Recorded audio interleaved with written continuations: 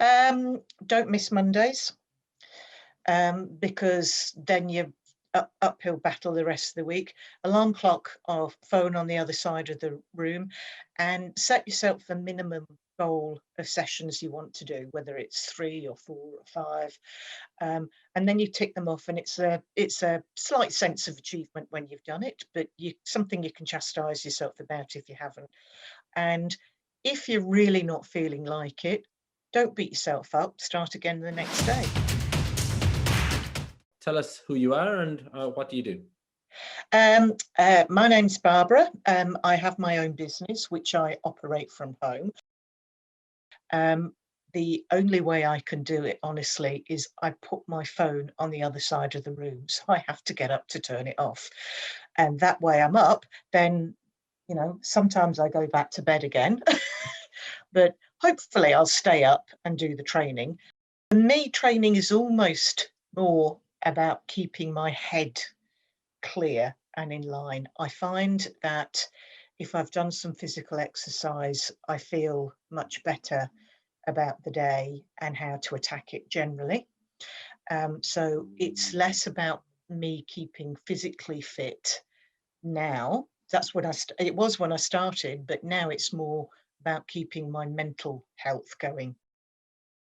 Like most people, stuff happens in your life, and when I've been through high pressure situations, I found that getting out and exercising and getting myself tired makes me feel better, and it keeps me in control. So yeah, so it's more about my headspace now than my physical fitness. Obviously, I'm getting older. I want to stay fit, but I think that the mental side of it is more important now. So in terms of forming habits, a lot of the trainers say don't miss a Monday, which is true, because it just gets you going for the week. And in terms of eating, I've learnt an awful lot more about food, and it's not just about cutting down calories, and it's more about food combining. So I understand more about food. I'm trying to eat more protein. I don't find it easy. And I'm trying to cut down on other things. So in terms of my knowledge about stuff, it's much better. And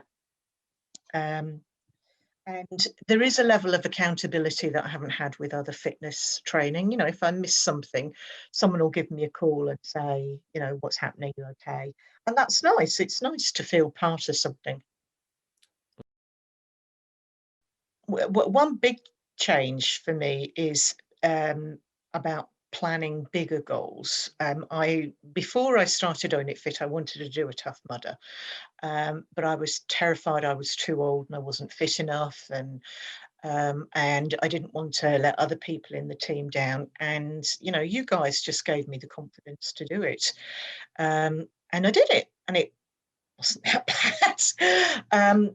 So in terms of me setting bigger goals, within fitness or outside fitness, it's affected me a lot. It's made me a lot more confident. In terms of shorter term goals, look, I just think the name, it's my responsibility, and I've just got to get on with it. And taking responsibility for being overweight, it's a great thing. My biggest problem, I've done some form of training for about 10 years. And I've done it in gyms. I've done it with groups of friends. I've done it with other outdoor training groups. I